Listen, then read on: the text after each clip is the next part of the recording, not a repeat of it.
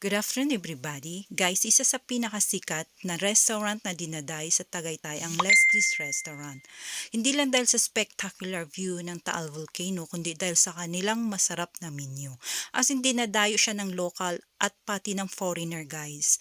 Dahil sa kanilang masarap na menu, lalo na kanilang bulalo. As in, popular yung bulalo ng Leslie's.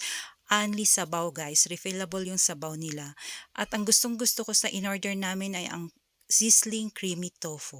Gusto ko rin yung bulalo. Pati yung pansit nila guys masarap. Lahat ng in-order namin masasarap guys. Kaya talaga namang masasabi kong thumbs up yung lasa ng Leslie's. At ayan nga guys, very spectacular view ng Taal Volcano ang makikita mo habang nagda-dine in ka sa Leslie's. At ayan nga, ayan na siya guys. So, ang ganda. Very relaxing, breathtaking view ng Taal Volcano. At sa napuntahan namin guys, yan yung pinakamalapit.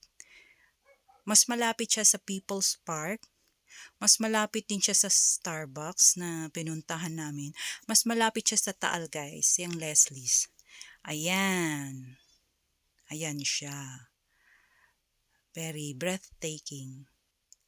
Ayan. Nakaka-relax talaga siya guys, lalo na kapag stress ka.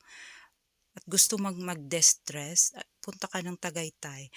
And guys, thanks again for watching.